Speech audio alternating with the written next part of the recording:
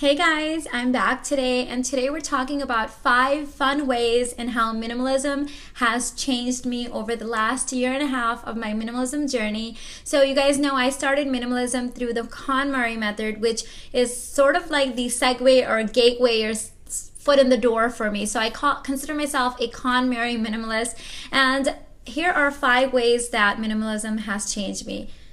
So the number one way that minimalism has changed me is that I enjoy my stuff a lot more, which I know can be a little weird because minimalists tend to shy away from stuff, or people think that minimalists hate stuff or are afraid of stuff, but that's not necessarily true.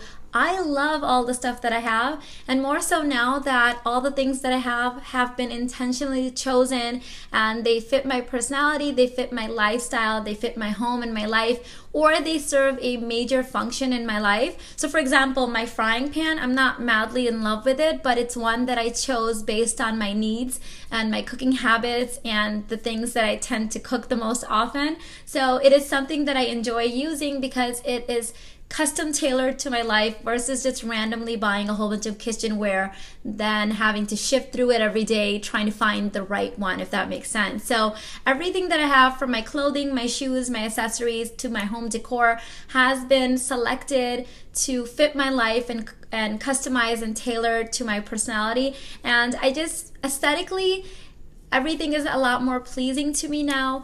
Having said that though, I tend not to buy things only if they are aesthetically pleasing, but they don't fit my lifestyle. That was a big problem for me before. Like, if I found clothing very pretty to look at, I would buy it, not necessarily putting in thought if it really went with my lifestyle. So for example, being a mom of 3, having a ton of ball gowns or fancy clothes does not fit my lifestyle right now. So I tend to just say, hey, that's pretty, but I'm not gonna wear it, so it can stay in the store and I can just enjoy it by appreciating its beauty. So things like that, the things that I do have serve such a major purpose for me, and I really enjoy them that they just bring me a lot of joy and value. So I love stuff, and I honestly think it's because of minimalism that I can now only focus on and buy the things that I truly love. So the second way that minimalism has changed me is that I don't feel guilty over wastage now. When I was going through the whole purging process of KonMari and minimalism, I was mortified at the number of items that we got rid of because I couldn't get over the fact that we had bought this stuff at some point thinking that we needed it, moved with it, stored it, and we didn't really need it. So it just made me feel really bad. But in order to relieve that guilt, I was able to thank the items for serving some sort of a purpose, and that I can thank KonMari for, and saying, you know what, at some point in time, me or my family members enjoyed this item, or buying it, or somebody giving it to us, and I thank it for serving that purpose, and I let it move on and let it out of our life on to better and bigger things. And I no longer have that guilt because we are a lot more selective in the things that we do bring into our home. Third way that minimalism has changed me is that I have a lot more time now for fun and passion projects. So cleaning, maintaining, shopping, returning things, all of this stuff took a lot of time and energy that I wasn't really accounting for. We don't realize how much time it takes to research stuff, talk to customer service if something is wrong, return stuff, lug it around, mail things out. All of that was consuming a lot of time, and also I was feeling very anxious when it came to organizing and cleaning because I had a lot of things in my environment that did not suit my family's needs.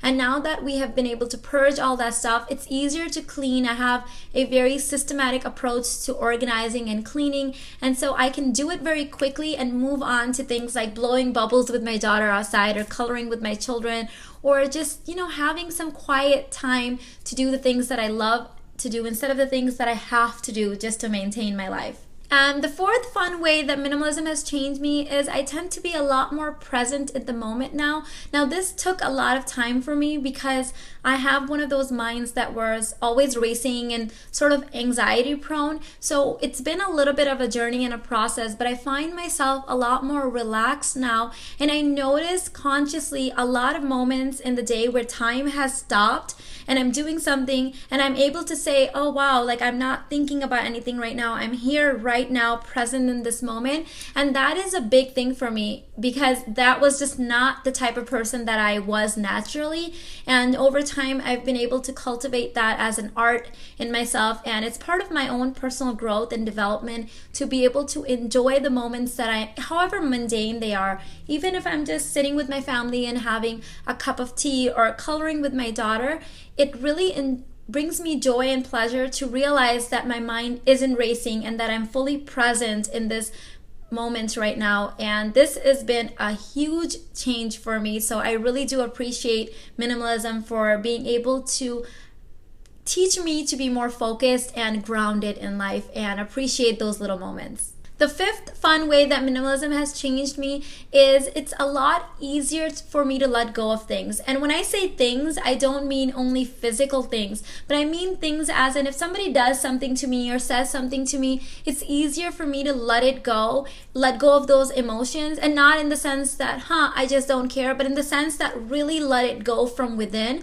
This is one that I've had to work on over the years, but I do find that my gut health has improved, my overall physical health has improved because a lot of these emotions were kind of bottled up inside me, and I thought I had let go of them because I wasn't thinking about them all the time, but really I hadn't addressed a lot of these things. And that's why in a couple of the videos that I did on post-minimalism, I talked about how when your closets are empty, the skeletons come out. And I'm so glad that they did. Some of those emotions were very painful to go through, but they were very necessary for me to address and go through. And it's been an interesting journey of self-development and growth, again, to be able to tackle those things and really put them to rest. And yes, those events and things will always be a part of my history, and they're a part of who I am, but it's good to know that I have learned and grown as a person from them rather than just kind of holding on to those bottled emotions. And number 6 bonus one that I want to give you guys is one that I don't give a lot of thought to, but one that comes up a lot in the comment section on my videos. When I talk about minimalism, people say that the toughest thing about minimalism is the tendency to want to compete with others and keep up with the Joneses, and they think that because of minimalism they won't be able to do that. But I've argued this before and I will argue this again. I feel like with minimalism you are competing at a whole different level, and at a level where most people can't even catch up or keep up. So I am not the type of person that compares myself to other in that way. I've never been that way because I'm always comparing myself to my previous self and working on development and growing.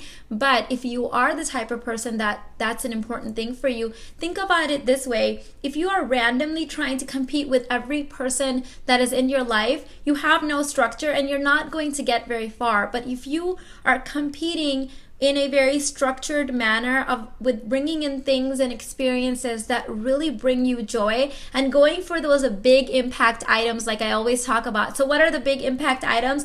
Your health, your sleep, your peace, your growth.